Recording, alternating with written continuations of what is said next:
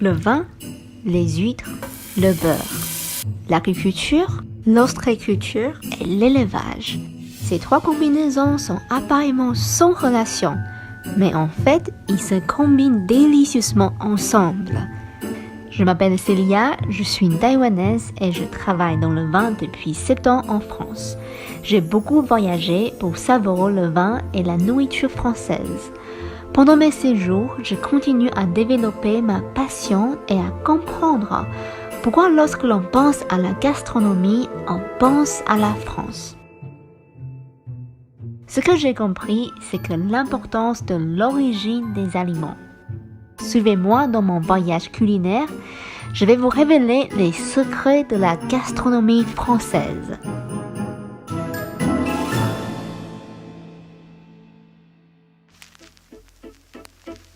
J'ai habité en Charente pendant 1 an et demi. Ici en Charente, on y retrouve un élément essentiel de la culture gastronomique française. Les Français savent tout sur le beurre. Pour cela, je suis venue pour découvrir le savoir-faire du beurre Charente-Poitou AOP dans cette belle région. Je peux? Non, peut-être pas. Ouais, allez-y. Bonjour. Je peux? Donc c'est une exploitation familiale, c'est la 3e génération. Donc 3 générations ici. Oui, je suis né par les vaches depuis tout petit. On connaît ces vaches. Pourquoi les vaches sont à l'intérieur au lieu de l'extérieur? Cette saison, on est rendu fin novembre, donc depuis 1 mois, les vaches ne sortent plus dehors. Ils sont comme nous, quoi.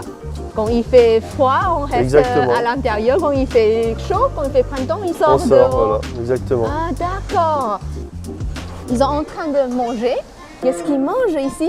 Donc nous avons une ration à base d'ensilage de maïs, ici, comme ceci. Donc notre lait, il est valorisé en AOP Charente-Poitou, parce qu'en fait, on a une ration à base de maïs.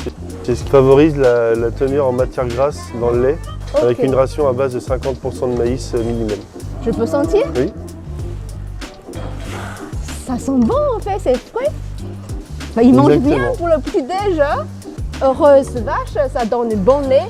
Et ensuite, on aura du bon beurre Du bon après. beurre, oui.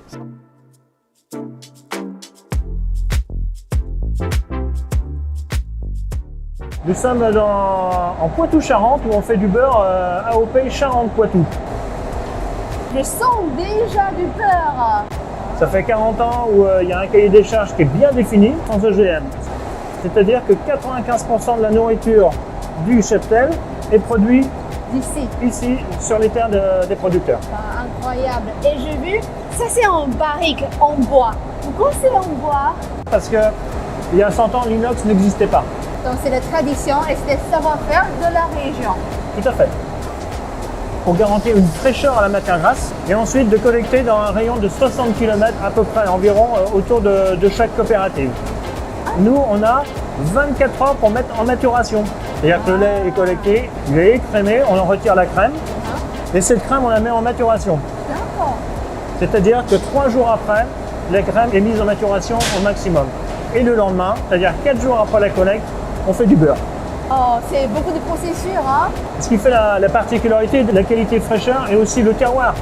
Parce que vous ne ferez pas du beurre AOP Charente-Poitou en Provence, Non. encore moins en Normandie. C'est incroyable. Le montagne du beurre, Une masse de beurre. une masse de beurre. Ce que je vous propose, c'est de goûter au beurre. Voilà. On va le laisser fondre en bouche. Mais dans une dizaine de jours, il va se texturer, je dirais. Les arômes vont continuer à se développer. Il est frais, Il est là, frais. très fin, Très fin. crémeux et un peu les notes noisettes à l'intérieur. C'est ça. Je vous ai décrit le beurre AOP Charente-Poitou.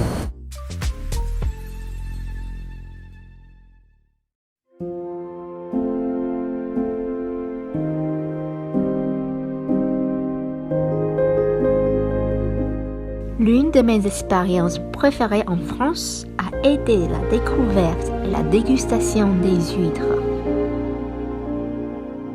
Déguster une huître, c'est retrouver en bouche toutes les saveurs de l'océan. Les huîtres, c'est pas que pour la fête, c'est pour tous les jours. Les huîtres marées Oléron sont parmi les plus connues en France. Je viens ici au bassin Marais-Oléron pour découvrir ce bijou iodé. Bonjour Thibaut. Bonjour, tu veux venir nous rejoindre pour voir? Il y a des bottes. Oh là là, mais j'ai jamais essayé hein. Mais regarde, je pense que c'est plus grand que ma taille. Merci beaucoup. Alors la technique c'est de tourner le talon en levant le pied. Donc, en fait, c'est les environnements que les huîtres qui se grandissent. Non, c'est là où on affine nos huîtres. On D'accord. fait grandir nos huîtres en mer et après on vient les affiner dans nos clairs, un bassin d'eau saumâtre. Elles vont se charger du terroir Marais-Oléron et perdre un peu de sel. Ça fait des huîtres beaucoup plus douces qu'une huître qui va être élevée, qui va venir directement de la mer. Il y a moins de salé. Il y a moins de sel Uh-huh. et en plus on a un goût particulier dû aux microalgues qui poussent dans les clairs spécifiquement. Ah, c'est pour ça. J'adore les huîtres. Et depuis que je travaille à Cognac, tous les samedis, c'est aller au marché et acheter 12 huîtres de Marais-Oléron. J'aime bien acheter le film de Claire, mais j'ai entendu qu'il y a 4 différents Ouais. huîtres. Après on a les fines de clair vertes, ça va être une huître qui va être un peu comme la spéciale, un peu charnue, mais très verte. Mhm. Spécifiquement, c'est quelque chose de spécifique au bassin de Marais-Oléron. Mais vous avez toujours un couteau chez Toujours. toi. Mais ouais, il faut regarder ce qu'on fait. Oh, c'est joli. La couleur verte. Et ça c'est spécifique sur Marais-Oléron, il n'y a qu'à Marais-Oléron où on fait des huîtres vertes. Donc, c'est tout naturel. C'est tout naturel, Et il n'y a que ici. il n'y a que ici. Cheers. C'est tout le goût de notre terroir, une huître assez douce en bouche. Un peu les arômes végétales. Ouais. Mâcher bien les huîtres. C'est ça, faut la sort. mâcher, faut pas la... Ouais, ça Faut la sent mâcher. beaucoup des arômes. C'est ça. Et Et on a le goût relativement un peu longtemps. la douceur qui Tout à fait. ressort. On va déguster maintenant, c'est là. La pousse en clair, label rouge. C'est un respect d'un cahier des charges, label rouge, qui est très spécifique. On est les seuls à avoir 2 labels rouges sur des huîtres à Marais-Oléron. Et cela, c'est encore. C'est encore au-dessus. C'est le produit exceptionnel. Parce que le final est délicieux. Ah oui. J'ai une sensation un peu comme Coquille Saint-Jacques. Il faut goûter les huîtres, une pousse en clair une fois dans sa vie. Ah oui. Je Ah pense oui, que oui. c'est un des meilleurs huîtres que j'ai mangé dans Merci. ma vie. Merci beaucoup. Bon, on y va. On y va, on est parti. Bah, s'il vous plaît. Attends, je me passe. Ah oui, oui. Faut tourner le pied, faut virer. Vous avez besoin d'aide? Moi ça va aller très.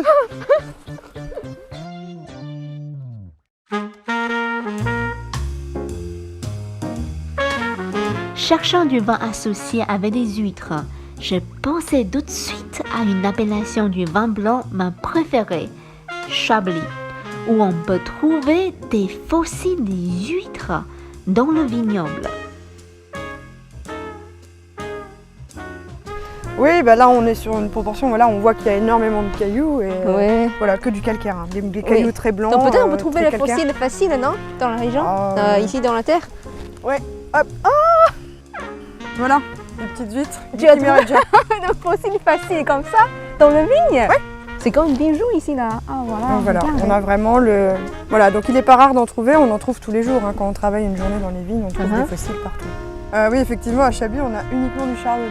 100% chardonnay partout. Sur les 5500 hectares autour de nous, c'est du chardonnay. On a le facteur sol qui est très très important et le facteur climat. Voilà, il y avait la mer partout ici. Il y a C'est vrai 150 millions d'années. Oui. Tous les sédiments qui étaient dans l'eau se sont déposés au fur et à mesure sur les fonds sédimentaires. Et une fois que la mer s'est retirée, voilà, donc on avait des jolies couches de calcaire. Tout ce calcaire, finalement, va faire que les racines vont pouvoir se développer différemment que si on n'avait pas de calcaire comme à un autre endroit. Il fait plus frais ici, il fait... On aime bien garder les nuits très fraîches en été. Plus frais va faire qu'on va avoir une belle fraîcheur dans les vins de Chablis. Maintenant, je suis curieuse. Si les vins de Chablis ont une telle tradition de cépage chardonnay, il doit y avoir une bouteille qui marie parfaitement avec les goûts taïwanais. Je suis une Taïwanaise, on adore le fruit de la mer. J'aimerais bien savoir comment choisir une belle bouteille de Chablis. Donc Chablis, nous sommes en Bourgogne. Donc déjà, il y a des niveaux d'appellation. Petit Chablis, Chablis, premier cru, grand cru. Et sur des terroirs caractéristiques, c'est-à-dire qu'il y a une identité forte pour chacun des vins. Première impression au nez, je sens un petit fumé Et derrière de ça, je sens des fruits concentrés, intenses et un peu zeste d'agrumes. Le vin il a beaucoup de complexité, mais dans le même temps, il est très élégant et la finesse est tellement lente. Je sens beaucoup des arômes dans ma bouche et tout ça dans un verre de Chablis. Exactement, c'est la magie de Chablis. Voilà. Les vins de Chablis vont aussi avec l'art de la table et de la cuisine. Un grand cru de Chablis va parfaitement bien avec un poisson cuisiné avec une sauce, avec un beurre blanc, où on a vraiment la fraîcheur du produit, mais aussi la complexité. Ça, je pense, ça va très bien avec un plat ma préférée taïwanais. Vous savez quoi? Non? C'est le ravioli à la vapeur, mais aux crevettes. Avec ce vin, je pense, ça va porter beaucoup des énergies de ce ravioli et donner beaucoup des arômes umami aux crevettes. C'est vraiment la caractéristique de Chablis. Cet équilibre et cette fraîcheur sont des vins qui ne sont pas lourds, mais aussi, puisque c'est le caractère unique, notamment sur les premiers crus et grands crus de Chablis, c'est leur capacité à vieillir, à être gardés en cave et sur lesquels on va gagner encore en complexité. Là, les vins vont se transformer aromatiquement et par exemple, on peut imaginer d'avoir un premier cru ou un grand cru de quelques années avec un fromage pour conclure un déjeuner ou un dîner.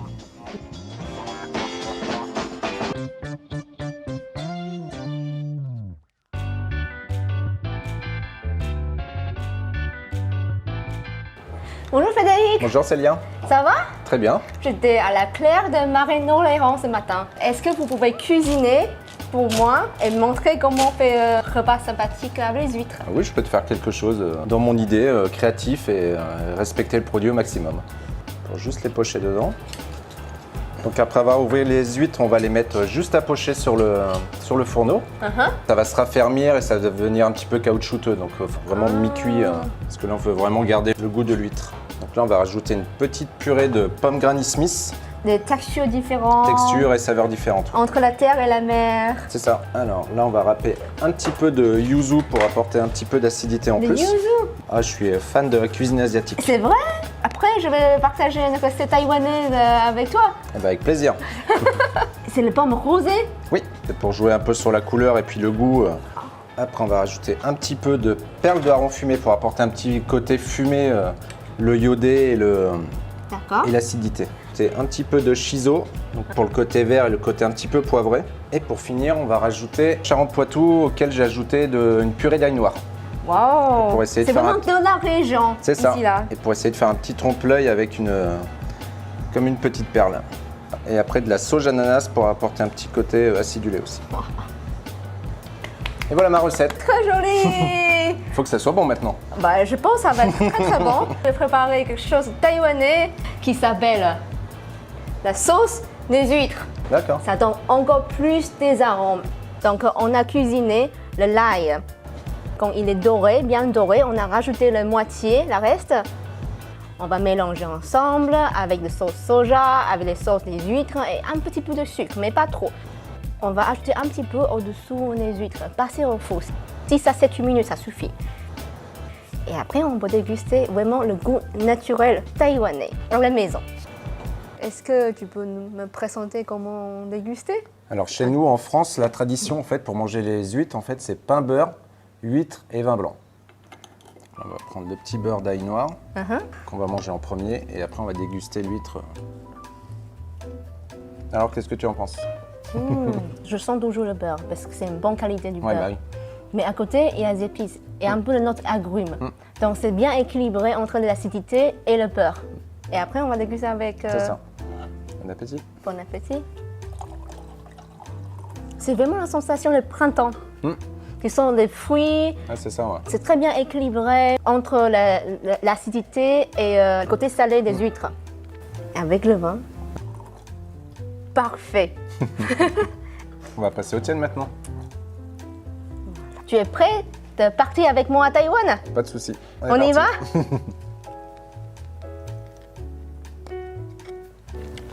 Très très bon. On est à Taïwan. Il est un peu trop salé. J'ai ajouté un peu trop de sauce soja. Un petit peu salé, ouais. Ouais, un peu trop salé. mais sinon, je trouve la note l'ail, ça ressent vraiment bien. Et avec le vin, tu sens beaucoup plus de fruits, tu sens beaucoup plus de fleurs et la fine bouche et les démons très bons.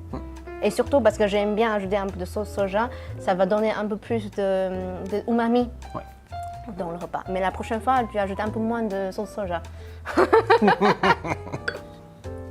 Merci beaucoup de partager la recette et le savoir-faire en France. Fine.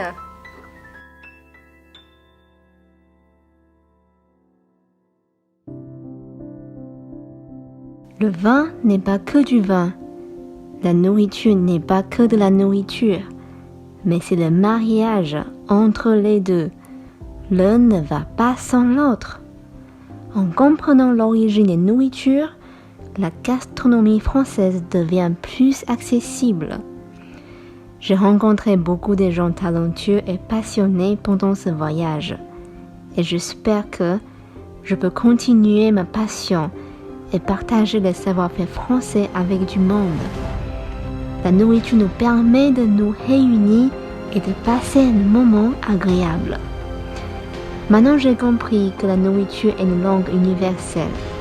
Tout le monde peut en profiter, tout le monde peut en apprécier. Mais il faut juste garder l'esprit curieux et ouvert à nouveau.